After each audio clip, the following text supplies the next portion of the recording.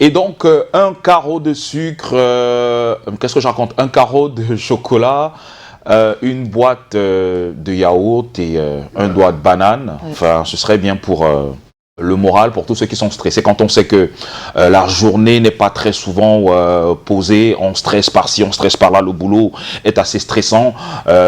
Pour ceux qui perdent encore leur boulot, c'est encore davantage difficile. Donc, essayons de calmer un tout petit peu la pression et consommer ces aliments qui vont nous permettre de contenir notre stress. Alors, en attendant, bien évidemment, que Arnaud Nguéfak se mette en place du côté de Yaoundé pour la revue de presse, nous rappelons bien évidemment que tout à l'heure, notre musique du cœur, nos chansons du cœur vont opposer d'autres légendes musicales. Oui, c'est clair. Peut-être d'une génération pas très lointaine. Il s'agit justement de Guy Watson, le titre Million Cité, et bien sûr Daniel Baka, Pingis. On se rappelle justement de ces beaux pas de danse. Donc on va y revenir en termes justement de souvenirs grâce à vos chers téléspectateurs sur la page Facebook de Canal Matin. Et sur le plan national, on va rappeler que depuis hier, ils sont en grève. Il s'agit donc des professeurs des différentes universités du Cameroun. On va y revenir peut-être dans le cadre de la revue de presse avec Arnaud Nguéfak, qu'on ne perd rien à attendre. Et puis, oui, naturellement, après l'investiture de l'actuel président américain, Joe Biden, on va rappeler que c'est plutôt un mot de stabilité contre toute attente. Certainement, ce sera après la revue locale, naturellement, avec Arnaud Nguéfak depuis Yaoundé. Vous avez entendu parler du recrutement au sein de l'armée camerounaise? Oui, oui. Oui.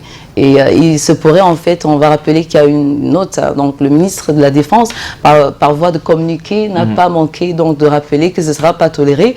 Ces candidats qui baissent leur âge pour pouvoir avoir la chance de faire partie de l'armée camerounaise.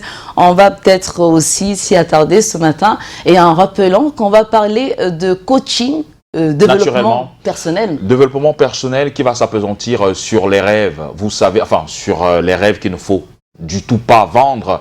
Vous savez, pour réaliser ses rêves, il ne faut pas dormir. Bon, pour rêver quand même, il faut dormir. Ce sera tout à l'heure avec le coach TG Sonfo. Et on parlera aussi de toute autre chose comme la préparation au mariage, la problématique dans les rôles, parce que l'impact est très souvent grand au niveau, bien évidemment, du couple. Et en ce qui concerne la santé animale, on reviendra sur la rage. Pour ceux qui pensent que le vaccin est facultatif. On en parlera donc tout à l'heure avec le docteur vétérinaire Téné. Bref, il y a pas mal de choses qui pourront donc vous motiver à rester avec nous jusqu'à 8h55, heure à laquelle on mettra la clé sous le paillasson. Je ne sais pas si du côté du studio B, Arnaud Nguéfak est déjà prêt pour la revue de presse pour nous dire bien évidemment ce que les journaux ont prévu aujourd'hui dans les différents kiosques. Dans les différentes parutions, ça c'est sûr. Il y a du nouveau parce que chaque jour est marqué par évidemment de nouvelles unes qui font la titraille des journaux publiés au quotidien. Donc on va saluer cette maestria et surtout ce dynamisme au sein de ces organes de presse bien représentés ici au Cameroun. Et pour revenir au développement personnel, vous savez, on est parfois de gros rêveurs et on ne prend pas l'action. Donc, quand on rêve beaucoup, on ne prend pas l'action. Je crois que c'est inutile. Donc, il faut pouvoir associer. Je pense même que c'est là qu'il y a le véritable problème. C'est là qu'il y a le hic. C'est bien de rêver, c'est bien d'avoir des ambitions, mais passer du rêve à l'acte. Tout à fait.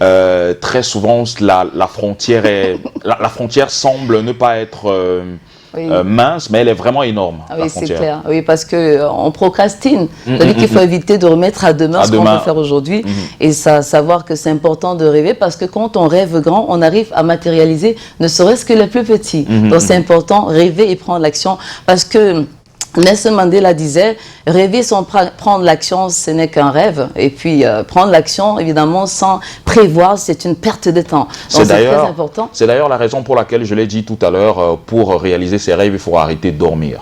En fait, il faut dormir pour réaliser ses rêves, mais lorsque vous voulez déjà réaliser vos rêves, arrêtez de dormir, mettez-vous à l'action pour que vos rêves portent leurs fruits. Et surtout, ne vendez vos rêves pour rien au monde. Pour rien au monde. On en parlera tout à l'heure avec TG Sonfo. On parlera de forage aussi. Vous savez que la société en charge de distribution de l'eau potable n'arrive pas partout. Et donc, dans des zones périphériques, il y a des particuliers qui se sont permis d'avoir des fourrages. Maintenant, il faut savoir les entretenir, ces fourrages. Quand est-ce qu'il faudrait, bien évidemment, les entretenir? On en parlera tout à l'heure avec Alain Roger Fotso-Dada, qui est spécialiste du traitement de l'eau et des techniques environnementales. Ce sera tout à l'heure aussi. Et même pour prolonger, on va parler du développement durable à travers justement ces énergies renouvelables. Aujourd'hui, c'est clair qu'on voit des panneaux photovoltaïques un peu partout, mais on ne sait pas qu'avec de l'eau, on peut avoir de l'énergie, c'est-à-dire que matérialisée par la lumière. Donc voilà, c'est vraiment bien. On n'a pas que l'énergie hydraulique, on a également l'énergie éolienne. Donc à partir du vent, on peut avoir de l'énergie et c'est ça qui est bien. Si on arrive à avoir cela en Afrique, imaginez, ce sera vraiment une vie de pacha, c'est rêver grand. D'ailleurs, je pense que Akon, le chanteur d'origine sénégalaise, le chanteur américain d'origine sénégalaise qui est retourné dans son pays, le Sénégal, a pas mal d'ambition pour son pays, le Sénégal. D'ailleurs, il y a un projet de construction d'une ville du côté du Sénégal qui portera un tantinet le nom de Akon, et je pense que tout est prévu. Et lui, qui a très souvent des ambitions démesurées, a eu à électrifier tout un village du côté du Sénégal. Et vous parlez d'énergie renouvelable et énergie environnementale, eh bien je pense que c'est il a ça dans ses ambitions de construction de la ville du côté du Sénégal. Oui, c'est clair. On va proposer peut-être un reportage à nos téléspectateurs. Et pour revenir aux actions de Akon, cette star américano-sénégalaise, parce qu'il n'en est pas à sa première initiative, grâce par exemple au concours qu'il avait lancé il y a quelques années en République démocratique du Congo. Il a donc permis de révéler la star Innocent Baloumé, parce qu'à l'époque, il n'était qu'un tout petit garçon. Aujourd'hui, c'est une star internationale. Il a donc été révélé par Akon à travers ce concours organisé. Inosvi. Donc, ça vous ferait plaisir qu'on aille qu'on surfe un peu sur la culture Mpo. Vous avez entendu parler d'Mpo? Oui. D'ailleurs, je pense que le prince des montagnes a été élevé au grade il a été fait notable, en fait. Il a été fait notable, oui. Il aborde donc un titre de notabilité. C'est une élite. Tout comme Lilian Thuram qui dernièrement a fait un crochet du côté, je ne sais pas s'il est déjà parti ou s'il est encore là. Lui aussi, il a été élevé au rang de notable du côté des Sawa. À titre honorifique. Voilà. C'est un pays d'accueil. C'est pour cette raison que quand les gens arrivent ici, ils ont 1000 raisons de vouloir rester déjà sur le plan culinaire, sur le plan de l'accueil, sur le plan hospitalier. Vraiment, il y a de tout. On dit d'ailleurs que, et c'est une vérité, le Cameroun, c'est l'Afrique en miniature. Donc en reportage, on va retrouver Robert Itok, évidemment Emmanuel Bivirka pour ce beau reportage. Regardons.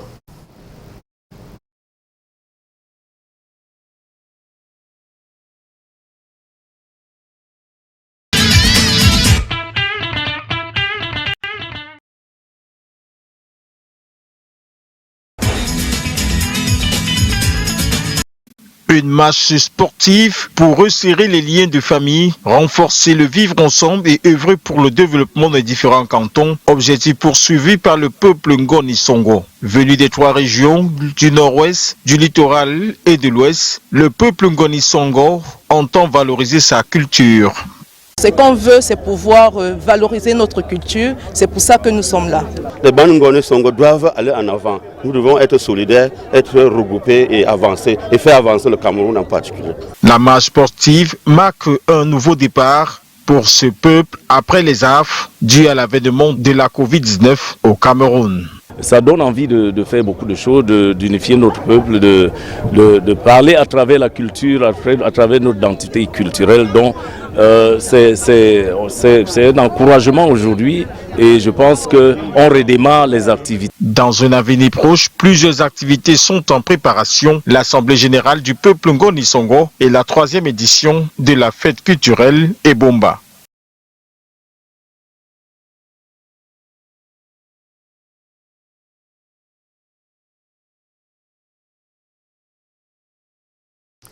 Allez, Arnaud Guéfac, il est bien prêt, justement pour nous livrer la première partie de la revue de presse en direct de Yaoundé. Bonjour Arnaud. Bonjour. Bienvenue.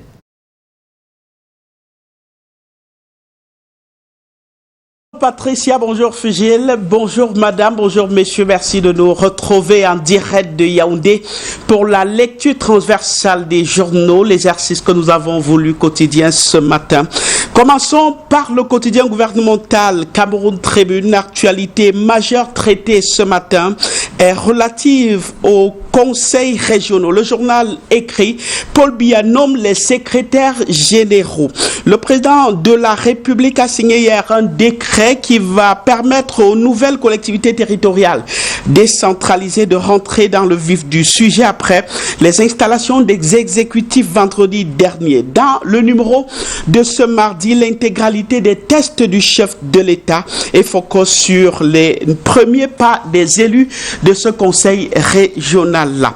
Le bi-hebdomadaire L'Essentiel du Cameroun est dans le même sens avec ces nominations de secrétaires généraux pour les conseils régionaux.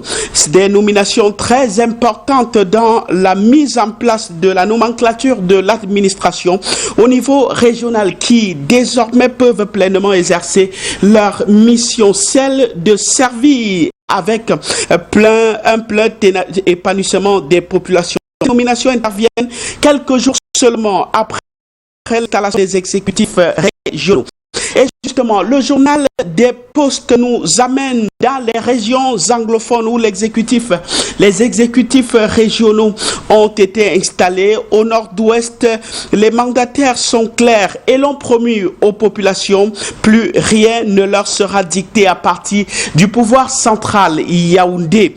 Dans la région du sud-ouest, le président du conseil régional annonce que le travail a d'ores et déjà commencé pour animer ce qui convient aujourd'hui d'appeler institution de parachèvement du processus de décentralisation. Peut-être une solution pour la guerre dans ces deux régions anglophones qui sévit depuis 4 ans.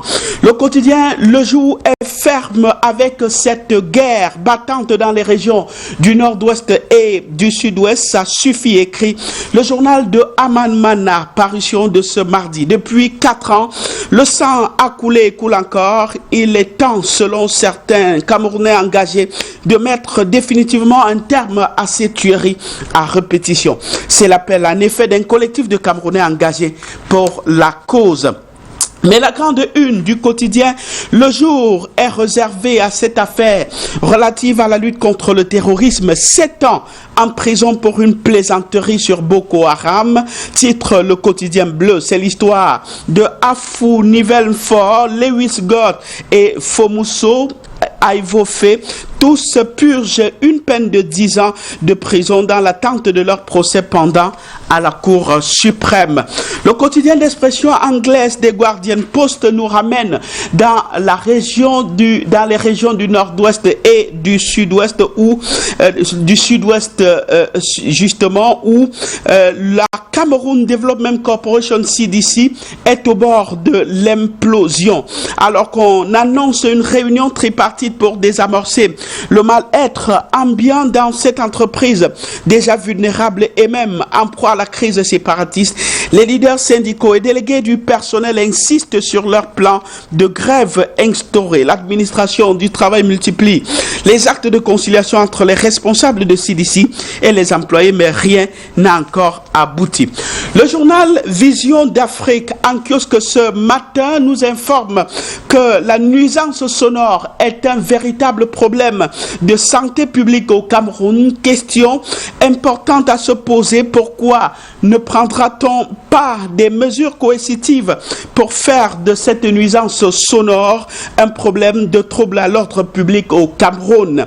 Le journal propose d'ailleurs aux autorités administratives de prendre à bras le corps ce problème et en faire leur cheval de bataille, car c'est devenu un véritable problème de société au Cameroun.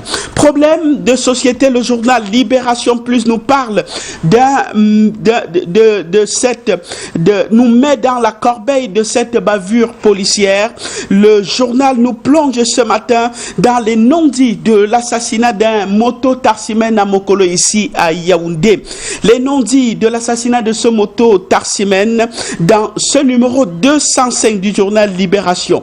Plus le film de l'altercation entre le policier et le militaire, les circonstances de la mort du jeune Zoa Alima, ami du policier, homicide involontaire ou crime.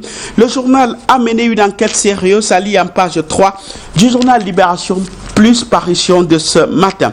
Le journal Écho d'Afrique fait ce matin une sorte de rétrospective de l'année 2020 avec ces hommes et femmes camerounais qui ont marqué positivement cette année 2020 qui est maintenant au rétroviseur.